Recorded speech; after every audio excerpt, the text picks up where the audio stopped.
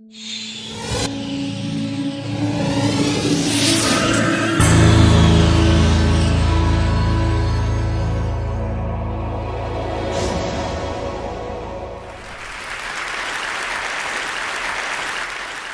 like to start with a couple of quick examples. These are spinneret glands on the abdomen of a spider. They produce 6 different types of silk, which are spun together into a fiber tougher than any fiber humans have ever made. The nearest we've come is with aramid fiber. And to make that, it involves extremes of temperature, extremes of pressure, and loads of pollution. And yet the spider manages to do it at ambient temperature and pressure with raw materials of dead flies and water. It does suggest we've still got a bit to learn. This beetle can detect a forest fire at 80 kilometers away. That's roughly 10,000 times the range of man-made fire detectors. And what's more, this guy doesn't need a wire connecting it all the way back to a power station burning fossil fuels. So these two examples give a sense of what biomimicry could deliver. If we could learn to make things and do things the way nature does, we could achieve factor 10, factor 100, maybe even factor 1,000 savings in resource and energy use.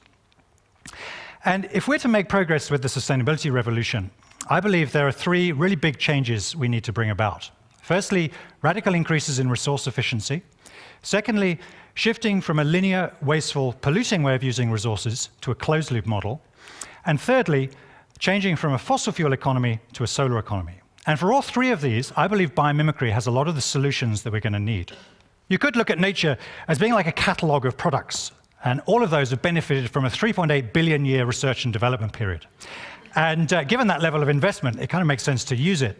So I'm going to talk about some projects that have explored these ideas. And let's start with radical increases in resource efficiency. When we were working on the Eden project, we had to create a very large greenhouse in a site that was not only irregular, but it was continually changing because it was still being quarried. It was a hell of a challenge, and it was actually examples from biology that provide a lot of the clues. So, for instance, it was soap bubbles that helped us generate a building form that would work regardless of the final ground levels. Studying pollen grains and radiolaria and carbon molecules helped us devise the most efficient structural solution using hexagons and pentagons. The next move was that we wanted to try and maximize the size of those hexagons. And to do that, we had to find an alternative to glass, which is really very limited in terms of its unit sizes. And in nature, there are lots of examples of very efficient structures based on pressurized membranes. So we started exploring this material called ETFE. It's a high-strength polymer. And what you do is you put it together in 3 layers, you weld it around the edge, and then you inflate it. And the great thing about this stuff was that you could make it in units, so roughly 7 times the size of glass, and it was only 1% of the weight of double glazing. So that was a factor 100 saving. And what we found is that we got into a kind of positive cycle in which one breakthrough facilitated another. So with such large, lightweight pillows, we had much less steel. With less steel, we were getting more sunlight in, which meant we didn't have to put as much extra heat in winter. And with less overall weight in the superstructure, there were big savings in the foundations. And at the end of the project, we worked out that the weight of that superstructure was actually less than the weight of the air inside the building.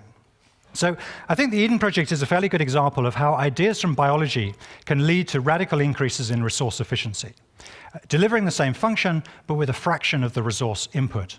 And actually, there are loads of examples in nature that you could turn to for similar solutions. So, for instance, you could develop super efficient roof structures based on giant Amazon water lilies, whole buildings inspired by abalone shells, super lightweight bridges inspired by plant cells. There's a world of beauty and efficiency to explore here, using nature as a design tool. So now I want to go on to talking about the linear to closed loop idea. The way we tend to use resources is we extract them, we turn them into short-life products, and then dispose of them. Nature works very differently. In ecosystems, the waste from one organism becomes the nutrient for something else in that system. And there are some examples of projects that have deliberately tried to mimic ecosystems. And one of my favorites is called the Cardboard to Caviar project by Graham Wiles. And in their area, they had quite a lot of shops and restaurants that were producing lots of food, cardboard, and plastic waste that was ending up in landfill.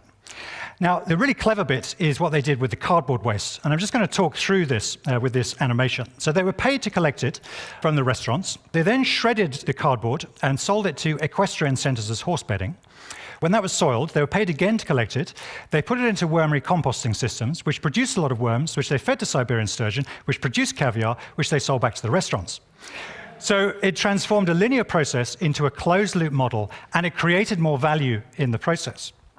Graham Wells has continued to add more and more elements to this, turning waste streams into schemes that create value. And just as natural systems tend to increase in diversity and resilience over time, there's a real sense with this project that the number of possibilities just continue increasing. And I know it's a quirky example, but I think the implications of this are quite radical, because it suggests that we could actually transform a big problem, waste, into a massive opportunity. And particularly in cities, we could look at the whole metabolism of cities and look at those as opportunities. And that's what we're doing on the next project I'm going to talk about, the Mobius project, where we're trying to bring together a number of activities all within one building so that the waste from one can become the nutrient for another. And the kind of elements I'm talking about are, firstly, we have a restaurant inside a productive greenhouse, a bit like this one in Amsterdam called De Cas. Then we would have an anaerobic digester which could deal with all the biodegradable waste from the local area, turning that into heat for the greenhouse and electricity to feed back into the grid. We'd have a water treatment system, treating wastewater, turning that into fresh water and generating energy from the solids, using just plants and microorganisms. We'd have a fish farm fed with vegetable waste from the kitchen and worms from the compost and supplying fish back to the restaurant. And we'd also have a coffee shop, and the waste grains from that could be used as a substrate for growing mushrooms. So you can see that we're bringing together cycles of food, energy, and water and waste all within one building. And just for fun, we've proposed this for a roundabout in central London, which is at the moment is a complete eyesore. Some of you may recognize this. And with just a little bit of replanning, we could transform a space dominated by traffic into one that provides open space for people, reconnects people with food, and transforms waste into closed-loop opportunities. So the final project I want to talk about is the Sahara Forest project, which we're working on at the moment. It may come as a surprise to some of you to hear that quite large areas of what are currently desert were actually forested a fairly short time ago. So, for instance, when Julius Caesar arrived in North Africa, huge areas of North Africa were covered in cedar and cypress forests. And during the evolution of life on the Earth, it was the colonization of the land by plants that helped create the benign climate we currently enjoy. The converse is also true. The more vegetation we lose, the more that's likely to exacerbate climate change and lead to further desertification. And this animation, this shows photosynthetic activity over the course of a number of years. And what you can see is that the boundaries of those deserts, they shift quite a lot. And that raises the question of whether we could intervene at those boundary conditions to halt or maybe even reverse desertification. And if you look at some of the organisms that have evolved to live in deserts, there are some amazing examples of adaptations to water scarcity. This is the Namibian fog-basking beetle, and has evolved a way of harvesting its own fresh water in a desert. The way it does this is it comes out at night, crawls to the top of a sand dune, and because it's got a matte black shell, it's able to radiate heat out to the night sky and become slightly cooler than its surroundings. So when the moist breeze blows in off the sea, you get these droplets of water forming on the beetle's shell. Just before sunrise, tips its shell up, water runs down to its mouth, has a good drink, goes off and hides the rest of the day. And the ingenuity, if you could call it that, goes even further. Because if you look closely at the beetle's shell, there are lots of little bumps on that shell. And those bumps are hydrophilic. They attract water. And between them, there's a waxy finish which repels water. And the effect of this is that as the droplets start to form on the bumps, they stay in tight spherical beads, which means they're much more mobile than they would be if it was just a film of water over the whole beetle's shell. So even when there's only a small amount of moisture in the air, it's still able to harvest that very effectively and channel it down to its mouth. So an amazing example of an adaptation to a very resource-constrained environment. And in that sense, very relevant to the kind of challenges we're going to be facing over the next few years, next few decades. We're working with the guy that invented the seawater greenhouse. This is a greenhouse designed for arid coastal regions. And the way it works is that you have this whole wall of evaporator grills, and you trickle seawater over that. So that wind blows through, it picks up a lot of moisture and is cooled in the process. So inside it's cool and humid, which means the plants need less water to grow. And then at the back of the greenhouse, it condenses a lot of that humidity as fresh water in a process that's effectively identical to the beetle. And what they found with the first seawater greenhouse that was built was it was producing slightly more fresh water than it needed for the plants inside. So they just started spreading this on the land around.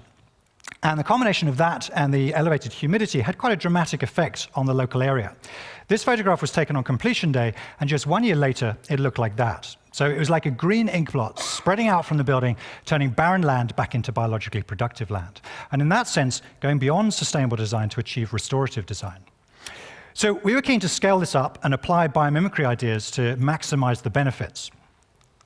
And when you think about nature, often you think about it as being all about competition. But actually, in mature ecosystems, you're just as likely to find examples of symbiotic relationships. So an important biomimicry principle is to find ways of bringing technologies together in symbiotic clusters. And the technology that we settled on as an ideal sort of partner for the seawater greenhouse is concentrated solar power, which uses solar tracking mirrors to focus the sun's heat to create electricity. And just to give you some sense of the potential of CSP, consider that we receive 10,000 times as much energy from the sun every year as we use in energy from all forms. 10,000 times. So our energy problems are not intractable. It's a challenge to our ingenuity. And the kind of synergies I'm talking about are, firstly, both these technologies work very well in hot, sunny deserts. CSP needs a supply of demineralized fresh water. That's exactly what the seawater greenhouse produces. CSP produces a lot of waste heat. We'd be able to make use of all that to evaporate more seawater and enhance the restorative benefits. And finally, in the shade under the mirrors, it's possible to grow all sorts of crops that would not grow in direct sunlight. So this is how the scheme would look. The idea is we create this sort of long hedge of greenhouses facing the wind. We'd have concentrated solar power plants at intervals along the way. Some of you might be wondering what we would do with all the salts. And with biomimicry, if you've got an underutilized resource, you don't think, how am I going to dispose of this? You think, what can I add to the system to create more value? And it turns out that different things crystallize out at different stages. When you evaporate seawater, the first thing to crystallize out is calcium carbonate. And that builds up on the evaporators. And that's what that image on the left is, gradually getting encrusted with calcium carbonate. So after a while, we could take that out, use it as a lightweight building block. And if you think about the carbon in that, that would have come out of the atmosphere, into the sea, and then locked away in a building product. The next thing is sodium chloride. You can also compress that into a building block, as they did here. This is a hotel in Bolivia. And then after that, there are all sorts of compounds and elements that we could extract, like phosphates, that we need to get back into the desert soils to fertilize them. And there's just about every element of the periodic table in seawater. So it should be possible to extract valuable elements like lithium for high-performance batteries. And in parts of the Arabian Gulf, the seawater, the salinity is increasing steadily due to the discharge of waste brine from desalination plants. And it's pushing the ecosystem close to collapse. Now, we would be able to make use of all that waste brine. We could evaporate it to enhance the restorative benefits and capture the salts, transforming an urgent waste problem into a big opportunity. Really, the Sahara Forest Project is a model for how we could create zero-carbon food, abundant renewable energy in some of the most water-stressed parts of the planet, as well as reversing desertification in certain areas. So returning to those big challenges that I mentioned at the beginning, radical increases in resource efficiency, closing loops, and a solar economy. They're not just possible, they're critical. And I firmly believe that studying the way nature solves problems will provide a lot of the solutions. But perhaps more than anything, what this thinking provides is a really positive way of talking about sustainable design. Far too much of the talk about the environment uses very negative language. But here, it's about synergies and abundance and optimizing. And this is an important point. Antoine de Saint-Exupéry once said, if you want to build a flotilla of ships, you don't sit around talking about carpentry. No, you need to set people's souls ablaze with visions of exploring distant shores. And that's what we need to do. So let's be positive, and let's make progress with what could be the most exciting period of innovation we've ever seen. Thank you.